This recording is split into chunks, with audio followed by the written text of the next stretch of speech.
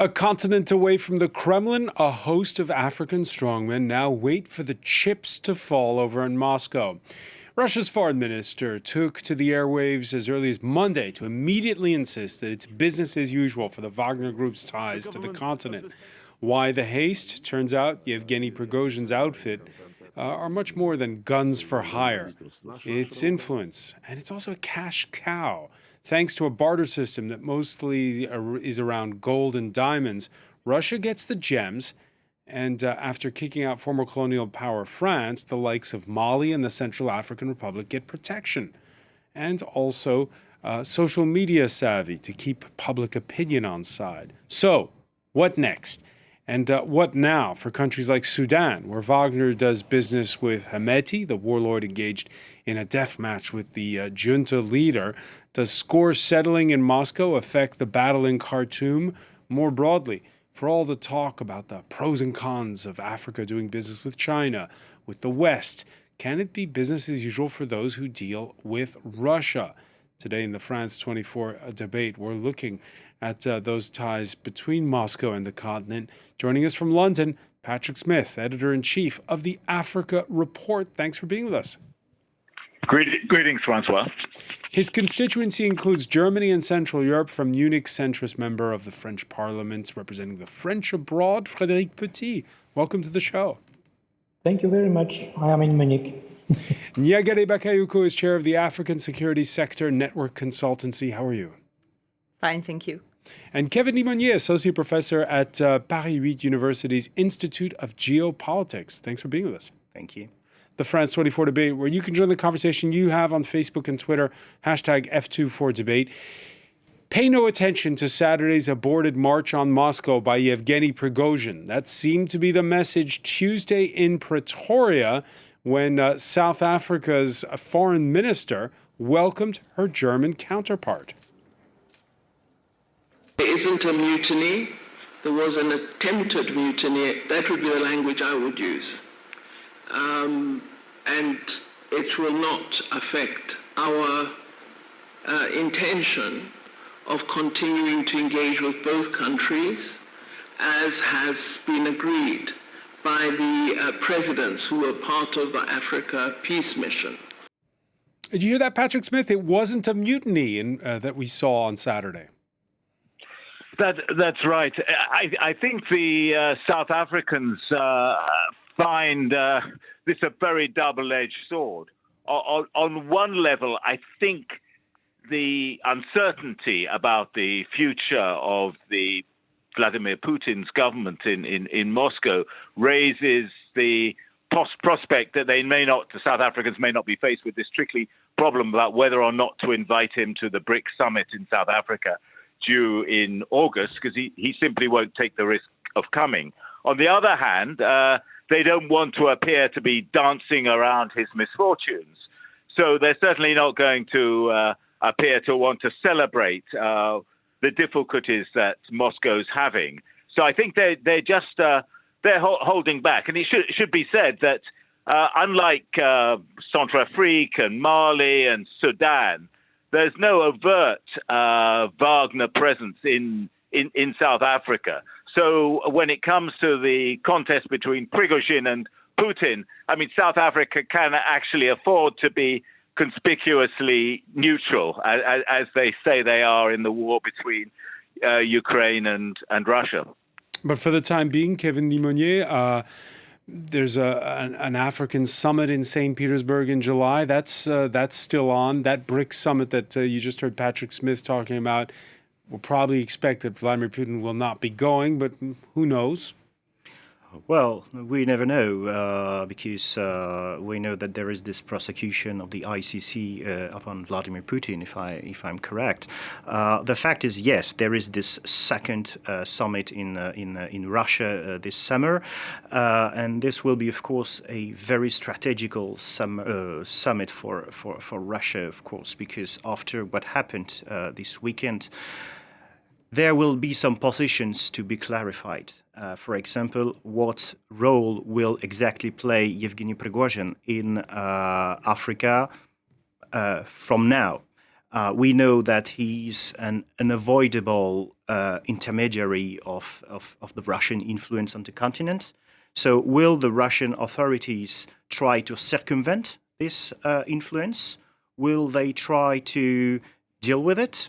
That's a big question, and we don't have any answers now. We just have theories. And one of these theories is that the Russian diplomacy is already working on circumvention strategies of Yevgeny Prigozhin's influence in Africa. But for now, there is no concrete signs of such a thing. And hence the fact that we saw, again, Sergei Lavrov being one of the first ones to go public on Monday, talking about Wagner's continued presence. When it comes to Wagner, we've seen the Russian president go from denying any link whatsoever to, on Tuesday, saying that it's the Russian state that fully finances it. African countries who are watching what's going on inside of the high halls of power back in Russia. Andrew Hillier has more. Despite Wagner's failed rebellion, Russian Foreign Minister Sergei Lavrov insists the group is here to stay in Africa. Wagner allegedly has its footprint in several countries across the African continent. The group is particularly active in Mali and Central African Republic. Roughly 1,500 of its mercenaries have been stationed in Central African Republic since 2018 to defend the government against rebel attacks on the capital. Vitaly Perfilev is Wagner's man in Bangui. He reportedly fought for Wagner in Syria. Dmitry Siti handles civil affairs. Both men work closely with local authorities, handling security and defense matters in exchange for access to natural resources. Wagner has a tight grip on the economy and works very closely with the government. But what's uncertain at this stage is whether both men's sympathies lie with the Kremlin or with Yevgeny Prigozhin. In Mali, Ivan Maslov calls the shots for Wagner. He's a former Russian Special Forces soldier, and he was in direct contact with Prigozhin, for whom he organized meetings with the heads of several African states. Unlike in Central African Republic, Wagner is less dependent on local power, but relies more on the Russian army for logistical support. It's unknown at this stage whether or not Maslov supported Prigozhin's failed rebellion. Well, let's try to get an answer here. Nyagere Bakayoko, for those African leaders, but also, for instance, those influencers, the activists, the bloggers, the ones who tweet a lot, anti-imperialist messages. Who pays the bills? Is it Putin? Is it Prigozhin? Does it matter? In my view, there is a need to come back to a perspective much more institutionalized on Wagner Group and less individualized. What I mean is that I think that Prigozhin as an individual has been put at the center of everything more often than not, whilst Wagner, in fact, is an institution with a very blurred legal status and also with a combination of public interest, private interest, and also probably criminal interest. And this is this mix which is of interest today more than the future of Prigozhin itself. And I think that the way in which the different activities of Wagner, in essence, military, informational, and economical, are conducted and controlled by local commanders, which are also of importance. So I don't think that Prigozhin is really seen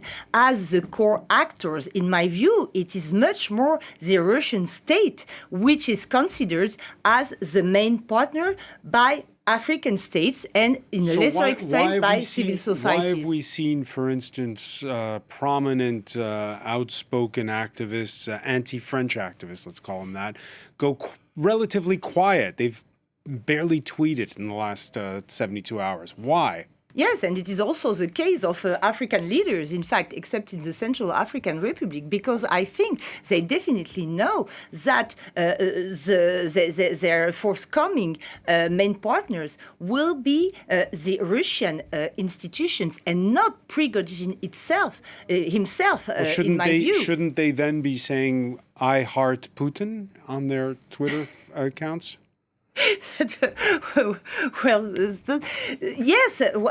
Yes, certainly. And I think once again that the declaration of one of the main counselor of President Touadéra is very interesting, because yesterday he declared that their partner is the Russian state. It is a bilateral agreement, and they will work with whatever actor which will be designated to stand for Wagner, for Prigozhin itself. Wagner. Frédéric Petit, have you been watching the silence, that relative silence we've heard both from the Central African Republic and from Mali? Yes, I will say two things. First thing, I come back to the first discussion about South Africa. There is one thing that you didn't mention, which is important, that the BRICS were in Paris last week for the meeting. It was not sure that they would come, but every BRICS came in Paris for the discussion about the new financing of the new world financing, and I think it was a sign. I come back to Prigozhin. I completely agree about what was said by Mrs. Nakayaku. It is an enterprise. Prigozhin wanted to close his branch in Ukraine, but what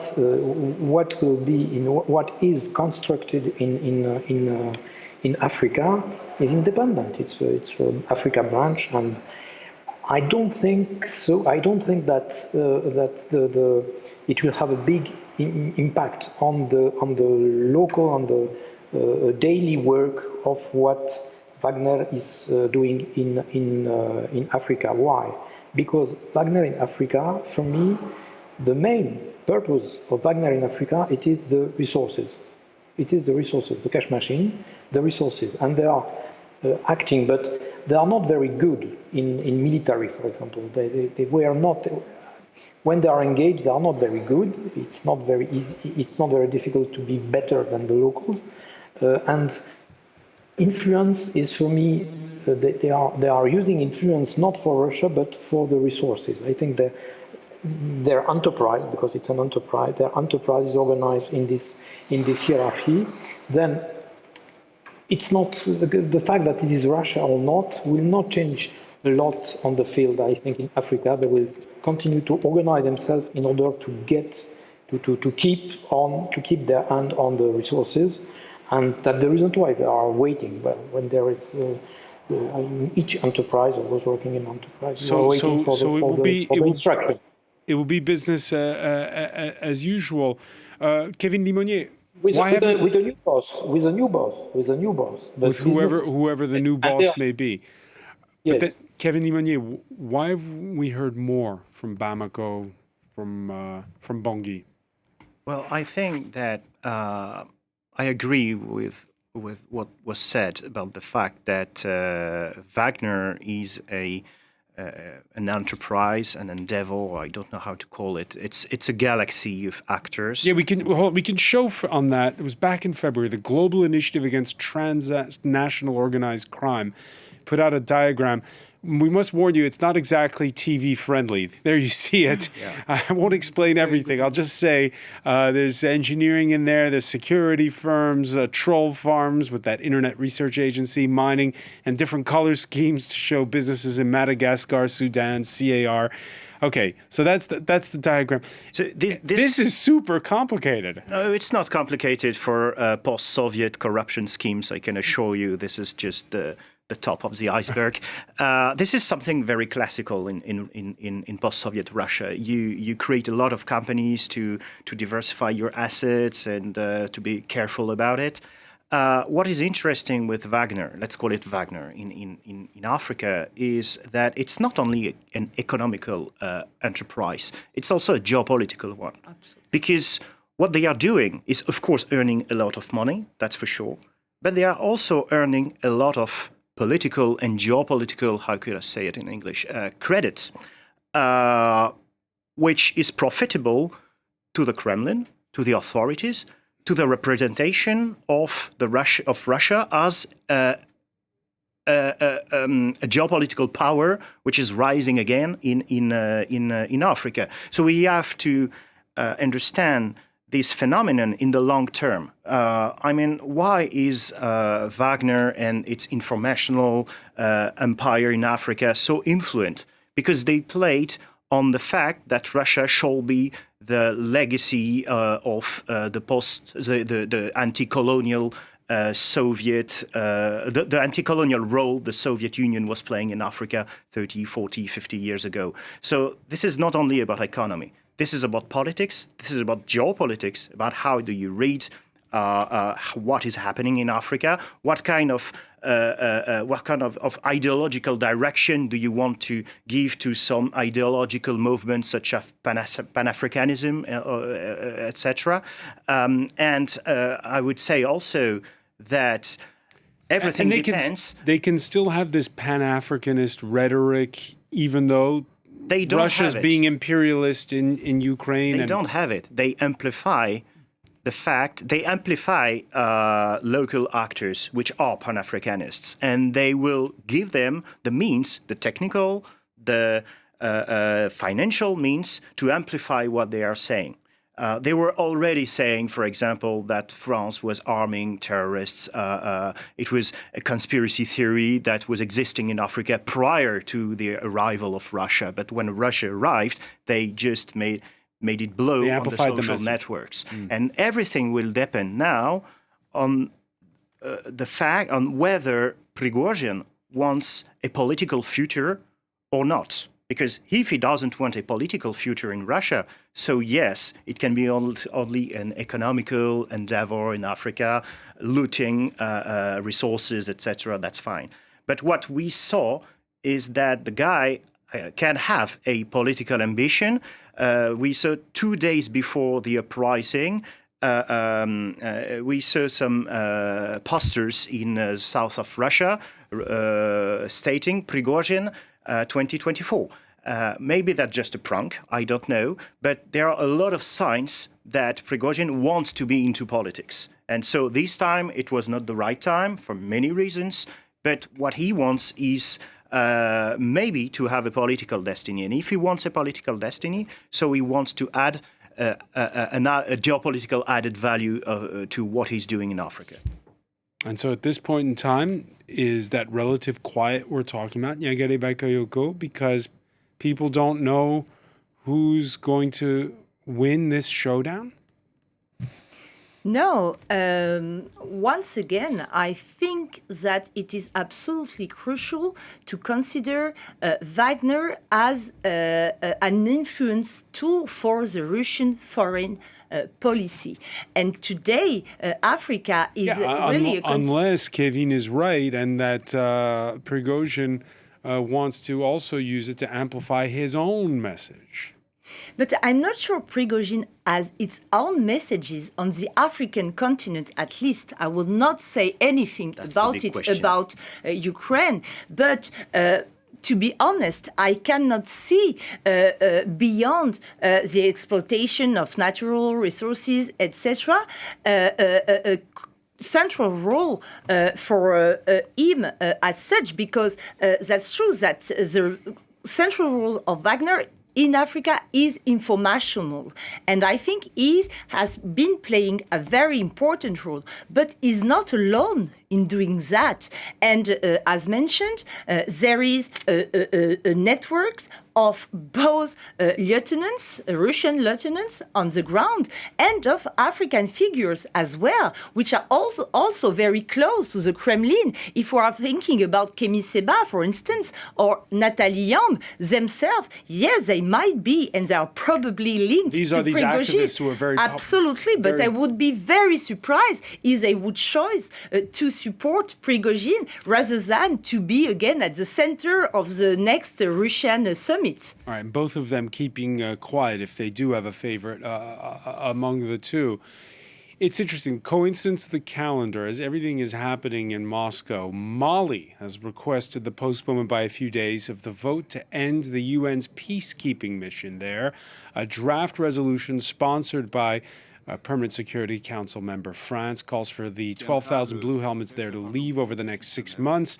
This after the Malian foreign minister earlier this month issued a shock call in New York for the departure of the United Nations mission known as MINUSMA. International regulations, particularly those provided by the UN peacekeeping mission in Mali since its creation in 2013, have clearly shown their limits. Otherwise, how to explain that the security situation in Mali in 2013 was much better than today? Frédéric Petit, will the events in Moscow in any way impact what's happening with that UN pullout that's starting to materialize? I don't think I completely agreed from the and then I think that there is something, maybe I'm closer of that, but I am not sure that Prigozhin is a big boss. Prigozhin is a big boss.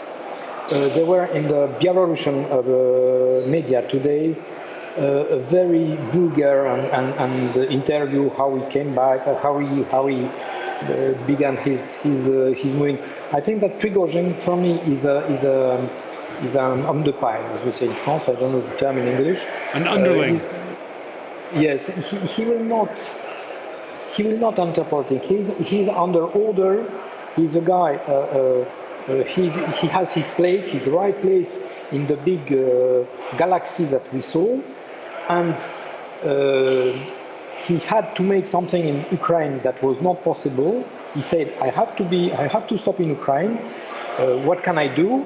He had no answer, and I don't believe that he made that there is a kind of plan for him. I think he was in defensive. I remind everybody that he's in concurrence because there is Reduta. Reduta is the militia of Shoigu. There is last week the first private militia from Gazprom arrived in Ukraine. So there are other private military groups there. Yes. There are others. There are in Russia. He's not the only one, but he's not cultivated. He's really for me, he's really limited, and I don't believe that he's the real boss of the big galaxy, of the big enterprise, and he's not the manager of Wagner. He's maybe formally he has a kind of ownership. He has surely a kind of leadership for some activities. I am not expecting that he is dealing with all Wagner and preparing his own second life. I don't believe in that. I think maybe he will have a new task in Belarus. That is possible. But I don't believe that there is. You don't believe that the Wagner is linked to Prigozhin as in Africa. All right. So there's consensus on that point. Regarding Mali, Nyegere Bakayoko, just a quick aside on this. We've just had the German defense minister saying that he wants to speed up withdrawal of his blue helmets from that country. Mali has burned its bridges with the former colonial power France. It's now burning its bridges with the United Nations. The junta there. With ECOWAS, also with G5 Sahel. This delay of a few days of the final resolution at the UN, is it in any way linked to what's happening in Russia? No, absolutely not.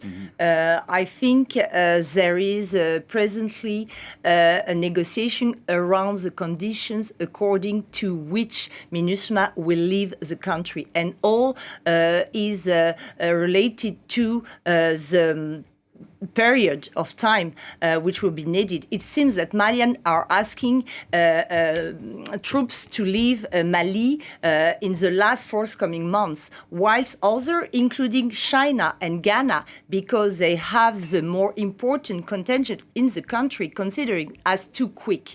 But I don't think it has any relation with what happened this weekend in Russia. Frédéric Petit, they're touching on a point, which is, of course, there is not just one private military company operating in Ukraine. There are several. In fact, there are more and more. On Monday morning, the European Commissioner in charge of the EU's war effort, Thierry Breton, was asked on French radio and asked aloud, what happens if Moscow stops paying Wagner mercenaries? It should make us think of those who've called on Wagner. I think especially of Mali and Burkina Faso. We can see that these militias are being overpaid, then loot those countries. And if one day they can't afford to pay anymore, maybe we could see what could happen. Patrick Smith, I don't know how well briefed Thierry Breton was on the matter. Officially, of course, Wagner is not present in Burkina Faso. No, although the Ghana president, Nana Akufo-Addo, told the US-Africa summit back in December that his security agencies had evidence of Wagner operatives in Burkina Faso. He wasn't very specific about what their job was there. There are a couple of Russian-owned mines in Burkina Faso. It's also worth noting that jihadi groups have taken over about two-thirds of the provinces in Burkina Faso, and some of that territory includes the Russian mines. So you can imagine that Wagner operatives would have a reason to be there. I think the key countries in all this, as has been discussed, Mali is the most important one. Burkina Faso is second most important because the jihadis are actually making more progress in terms of taking territory in Burkina than they are in Mali. And Centrafrique is probably, in terms of Wagner, it's the most important one because it's the only one where they've actually succeeded in doing what they were asked to do, which was to defeat the rebellion. So the 1,500 Wagner operatives in Centrafrique have not only propped up Touadéra against the armed rebels, but they've been given substantive areas of territory to mine and to bring some of the mining equipment in undercover from Cameroon, for example. And so they've got an operation that is making the Wagner group quite a handsome income, and they've actually succeeded in what they were doing in military terms. But in Mali, their operation has been a total failure. The number of successful jihadi attacks has gone up sharply over the last 3 years, where Wagner has been on the ground in Mali. And what's worse is, as has been reported, a year ago, there was this appalling massacre in Moura in Mali, where over 500 civilians were killed by Wagner operatives and Mali national soldiers. And so that's really damaged both the image of the Mali army in the eyes of its own people and in terms of the region, the image of Wagner.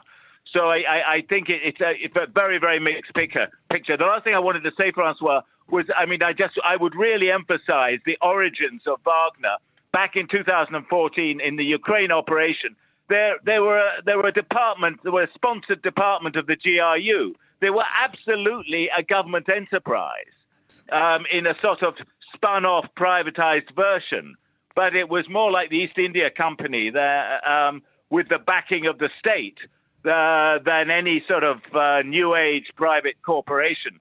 And it seems to be clear from what Lavrov was saying on Monday that they want to default back to that. And he says the relationship between the governments of Mali, Centrafrique, and Burkina Faso are with Russia, with Moscow. It's not with any individual owner of a military enterprise. Kevin Limonier, of course, we're having all this scrutiny. We've talked about Wagner before. Niagale's been here, graced us with her presence many a time to talk about Wagner. But now this is like a newfound scrutiny. Will this have an impact on public opinion among Russia's allies, the ones we've mentioned on the continent? I think one of the problem we have, and I think what happened this weekend is pretty clear about it, is that we don't know at what point the whole structure of the Russian system, the Russian apparatus, shall we call it like it, is weak or on the verge of collapsing. We don't know. But the fact is that when you have a column of mercenaries heading to Moscow from Rostov, which is very far, heading to Moscow north, arriving at 200 kilometers south from the capital without almost anybody to stop it, anybody willing to die for defending the stability of the regime, well, this is quite worrying. And I think that, we shall not overestimate the solidity of the Russian power, and we shall not overestimate its capacity of coordinating now, not 2 years ago, but now, of coordinating all these actors, all these entrepreneurs of influence. It is managing all around the globe, like Prigozhin, but there are many others in Africa, Konstantin Malafeyev and many others. And if the Kremlin is anything like the Russian military with a very vertical power, structure power, is that possible? Can you keep a lid on it if you've got problems in your own house? Well, that's a big question. We don't know for the moment. I think we have to be very humble about what we know or what we do not know, because if we do not, we do what we call criminology, and which is like trying to figure out what is happening and behind these big red walls in Moscow. And the fact is we don't know. The fact is we don't know. That's sound words there. While we speculate on the geopolitics of a continent, on Kremlinology, well, spare a thought for the citizens of Sudan, caught in the crossfire of a showdown between rival generals during the Muslim feast of Eid. Sudanese people deserve better. They've been suffering for so long, and they still have strong faith in God. Look how they continue their rituals amidst the fighting.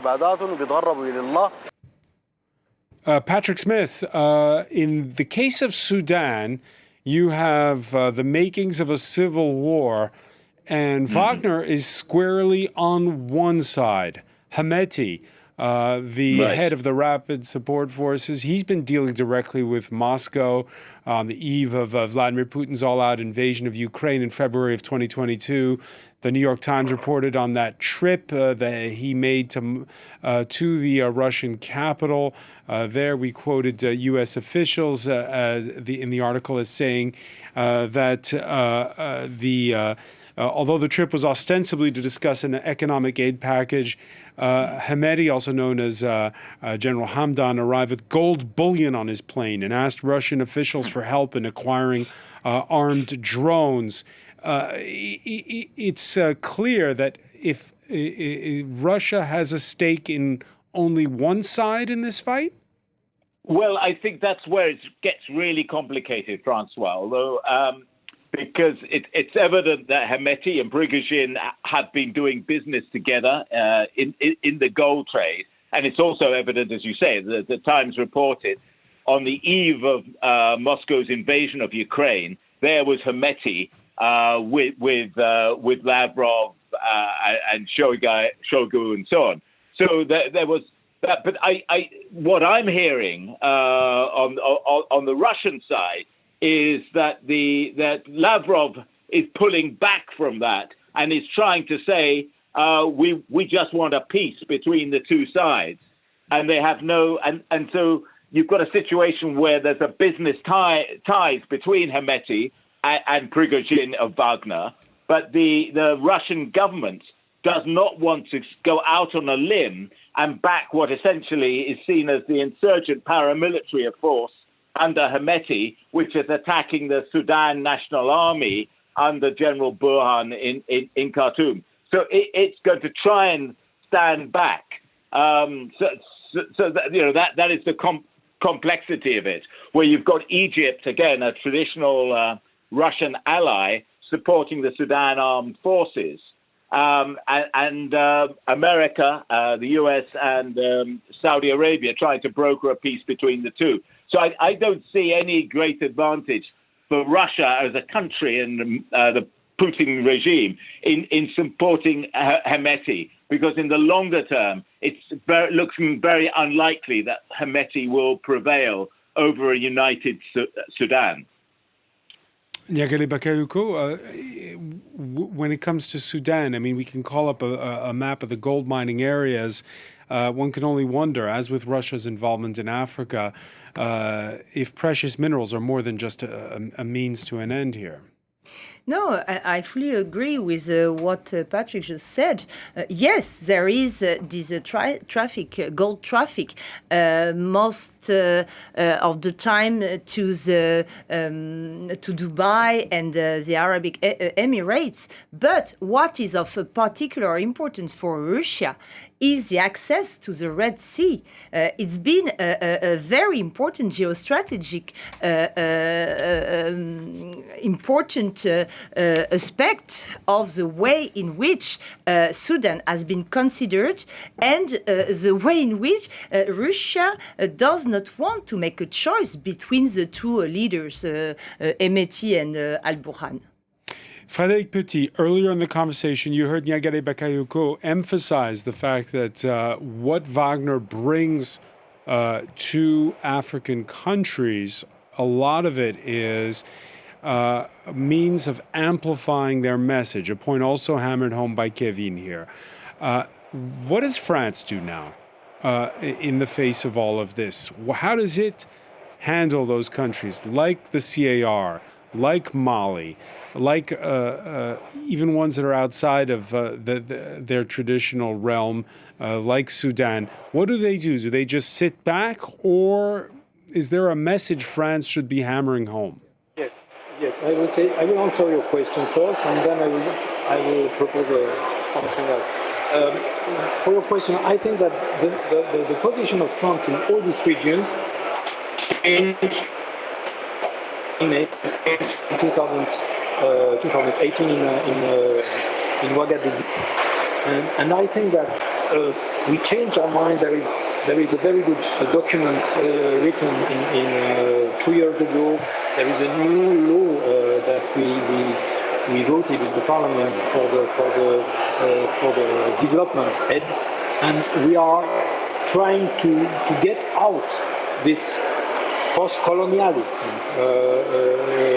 attitude and to change. But before the Wagner came to Africa, this was already started in France.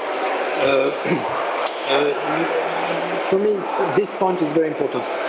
It's clear that we are under stress for that, but there is a lot of things. What happened last week for the finance, for example, it was to find a new way. It was to stop Bretton Woods. It's not something that it's not a little history for 2 years. It's a big evolution, and as a big evolution, I think also that I can't know anything about what happened in Kremlin, but our way to improve our knowledge, from my understanding, has to be in the frame of the end of the KGB is during 40 years, 30 years.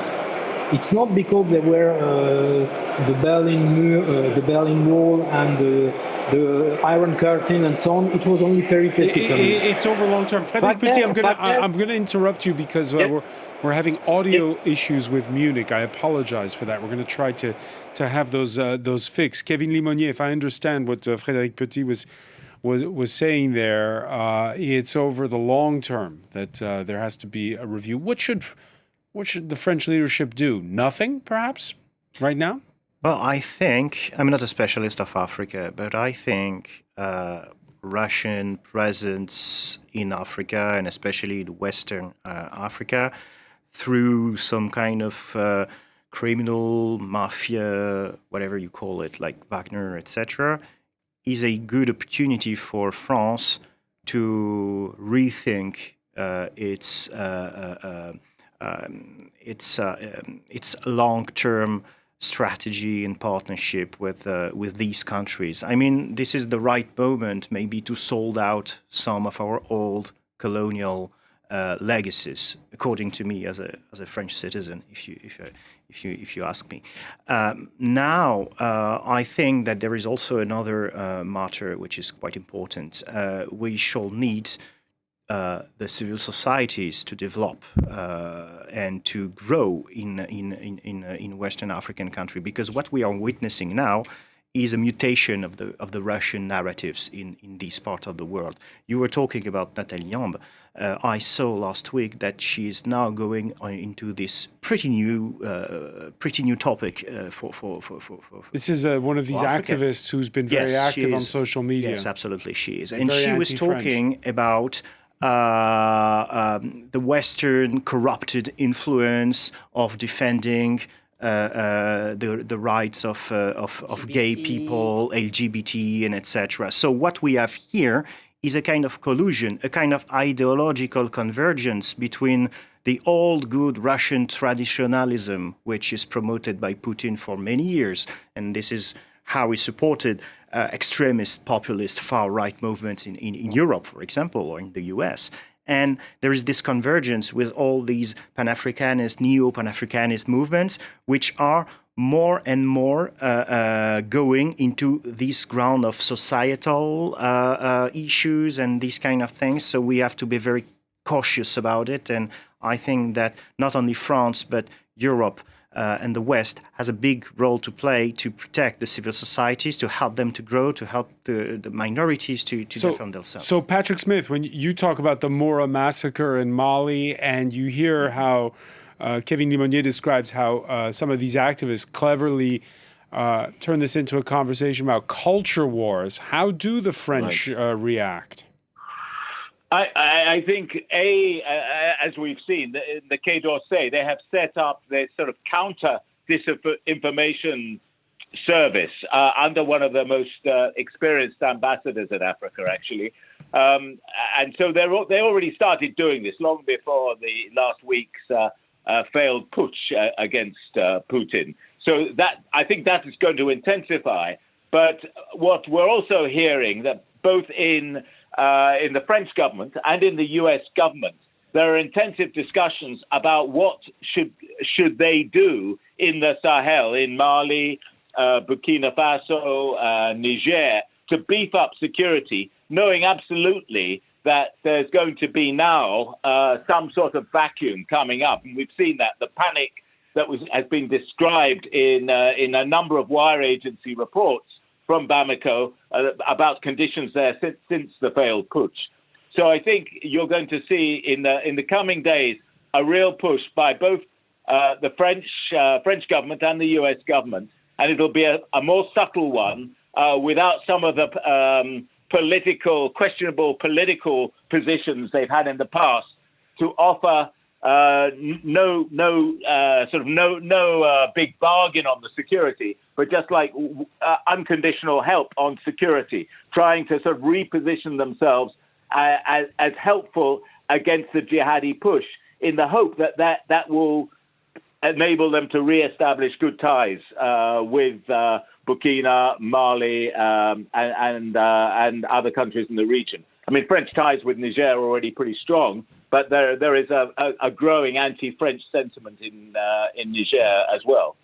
Yeah, so the French, who have a military presence in places like Ivory Coast and Niger, the U.S. with their drone base near Niamey, is that the way it happens, Nyagele Bakayoko? Just focus on fighting the jihadist insurgent and don't give lessons on democracy? Is that the best way? I don't know. What is sure is that the West as a whole has to make a clearer choice today between real politics or promoting liberalism and democracy and human rights, and not to have a double standard policy. The problem of Western actors, and France in particular, is a lack of clarity in the way in which interests and values are promoted. And that is where countries such as Russia are stronger, in my view, because their normative standards, their soft power is very clear. They are promoting an authoritarian and very conservative model from a moral point of view, which is also very attractive and maybe much more attractive than the liberal one, which used to be promoted by France and Western actors. It's certainly something that we'll continue to follow as it continues to unfold. Yagale Bakayoko, I want to thank you. I want to thank Frédéric Petit in Munich, Patrick Smith in London, Kevin Lemonnier. Thank you for being with us here in the France 24 debate.